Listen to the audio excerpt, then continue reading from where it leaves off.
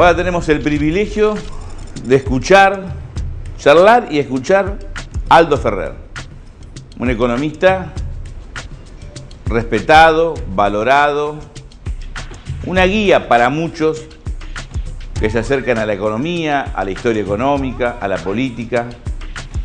Él nos explica desde su visión por qué el embate contra el dólar, por qué los grupos económicos quieren dar la pelea contra Cristina Fernández de Kirchner, contra el gobierno elegido por el 54% de los votos de nuestro pueblo, contra un gobierno que expresa a las mayorías populares. También tiene un lugar privilegiado, es embajador ante Francia de Argentina, una visión de lo que está pasando en la eurozona, de lo que pasa en Estados Unidos, de lo que pasa económica y financieramente en el mundo. Hemos tenido muy buena recepción, muy buenas críticas a la intervención de Alfredo Zayat. Creemos que este aporte de Aldo Ferrer va a continuar en ese camino para intentar aprender, esclarecernos, aunque yo digo que a veces los que no estamos esclarecidos somos los políticos y sobre todo los actores del poder económico, que creen que hay una Argentina virtual, que se creyeron la Argentina virtual que ellos construyeron. Y como dice Cristina, hay una Argentina real. Y el pueblo sabe de qué se trata. Lo que a veces no estamos tan esclarecidos ni tan lúcidos, somos los que ocupamos algunos lugares de privilegio, más allá que sean circunstanciales en el marco institucional de la política. Escuchemos a Aldo Ferrer. La economía argentina está funcionando ahora sobre bases distintas de las que prevalecieron durante el periodo de la hegemonía neoliberal. Se ha recuperado el Estado Nacional, se ha recuperado soberanía en el sentido que el Estado tiene hoy capacidad de administrar el presupuesto, los pagos internacionales, la política monetaria, la reestructuración de la deuda en su momento quitó un peso insalvable sobre las finanzas públicas y el balance de pagos, de tal manera que, a diferencia de lo que fue un largo periodo en la Argentina, el país ha recuperado capacidad de gobernarse. Y esto ha permitido una recuperación importante de la actividad económica, una cierta mejora de las condiciones sociales, claramente del empleo, lo cual es un hecho positivo, no solo respecto de nuestra experiencia internacional, sino también porque estamos viendo en el resto del mundo, incluso en países desarrollados como varios países europeos, que el estar dependiendo de los mercados por tener un endeudamiento elevado es un fenómeno fatal porque lleva a los países a políticas de ajuste, de empobrecimiento, de desempleo, de tal manera que el hecho que nosotros hayamos logrado poner al país de pie sobre sus propios recursos, sin andar suplicando la ayuda internacional ni el crédito externo, nos da un grado de autonomía suficiente como para defender el interés nacional y el interés de la gente. Ahora, esto que se ha logrado no quiere decir que es una conquista definitiva para siempre.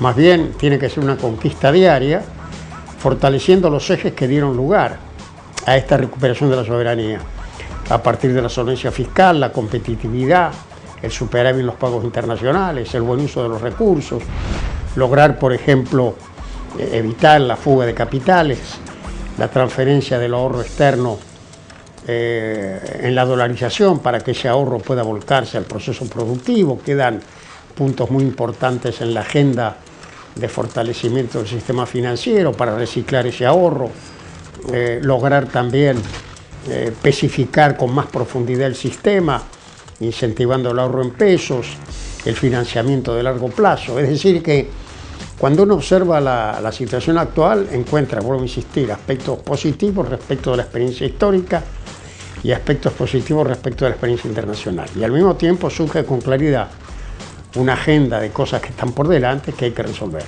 La Argentina tiene una tradición histórica de muchas décadas de inestabilidad, que fue lo que provocó estos mecanismos defensivos de dolarizar el ahorro, es decir, frente a una situación de incertidumbre interna, una tendencia de los ahorristas grandes, pequeños y medianos de protegerse dolarizando los ahorros, que es lo que pasa por otra parte en otros lugares del mundo también. Y por el otro lado también esto sucede cuando hay circunstancias de incertidumbre internacional, como ocurre actualmente, por ejemplo. Entonces hay un viejo problema argentino que es fruto de nuestra antigua inestabilidad. Ahora, cuando de pronto se produce una salida importante de fondos, por ejemplo, hay que observar qué capacidad de resistencia tiene el sistema. En otras circunstancias del pasado no tenía ninguna resistencia. Pasó en el 2001, cuando se produjo la crisis final de la convertibilidad, una salida masiva de fondos, derrumbó el sistema. Eso no pasa en la actualidad. El sistema tiene capacidad, tiene reservas, tiene medios como para enfrentar esa salida de fondos. Por esto hay que evitarlo a través de, pienso fundamentalmente, consolidar la sensación de que el país realmente está parado en sus propios recursos, que está operando con superávit en sus cuentas fundamentales externas e internas. Y cuando esto sucede, cuando el sistema está sólido, no hay ataque especulativo que valga. Yo creo que el fundamento principal de lo que se llama el modelo es la soberanía. Es decir, Argentina logró lo que logró porque se puso de pie sobre sus propios medios y dejó de andar pasando la gorra en el mercado internacional.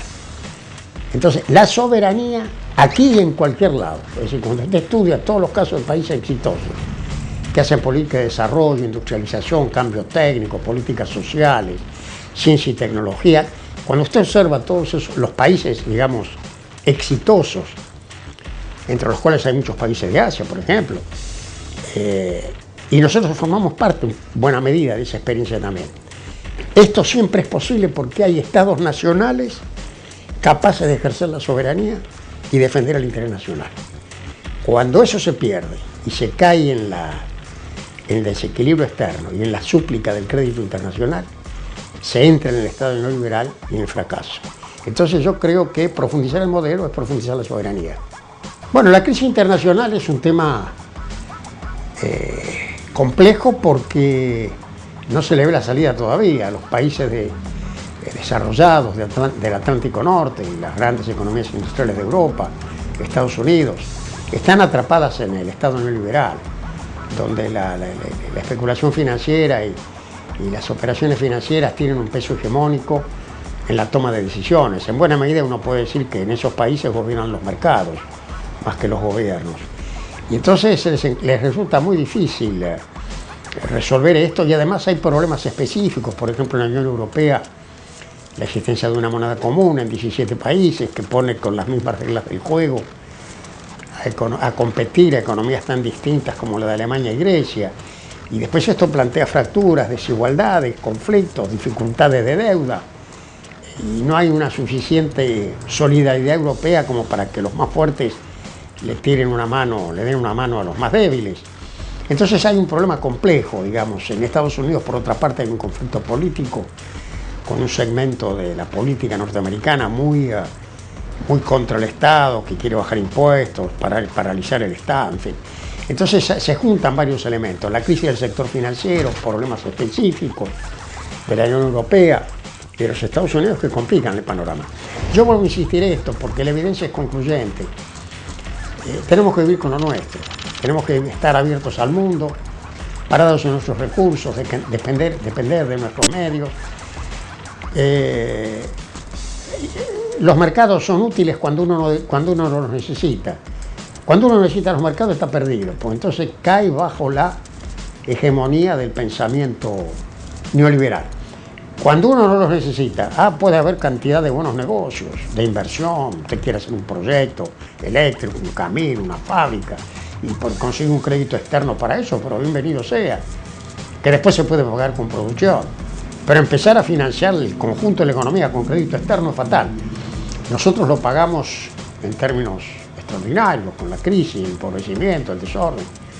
Deberíamos evitar volver a caer en ese circuito del endeudamiento. Con Aldo Ferrer también tuvimos una charla un poco más intimista, más personal. ¿Cómo lo conoció a Néstor Kirchner? ¿Qué sintió en aquel momento y qué opina hoy cuando Néstor no está? Vayamos a verla.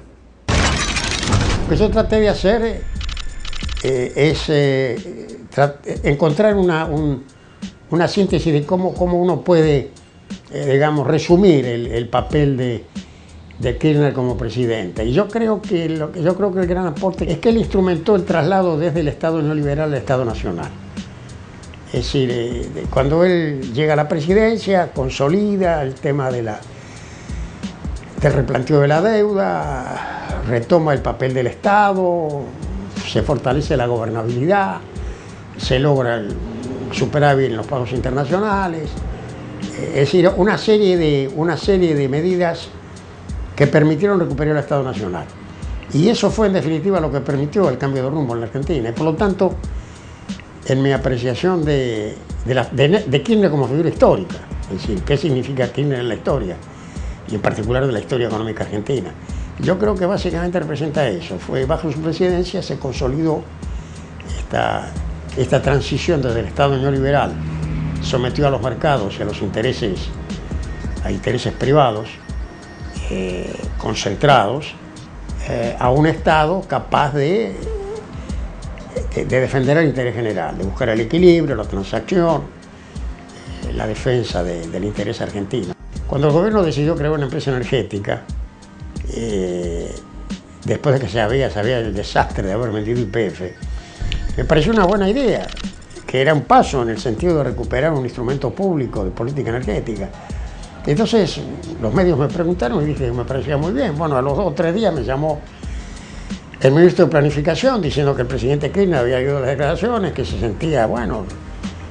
sentía contento porque había leído esas opiniones mías y me pedía que yo diera una mano en el proyecto. Y bueno, le dije que sí, y ahí estuve, y con ese motivo lo vi varias veces. Y finalmente, la última anécdota que redacto, que relato en ese breve comentario, es un encuentro en un acto ahí en Parque Norte, donde él tuvo una charla con una nieta mía muy simpática, que el doctor Kirchner le dijo: te tengo que decir que tu abuelo es una maravilla.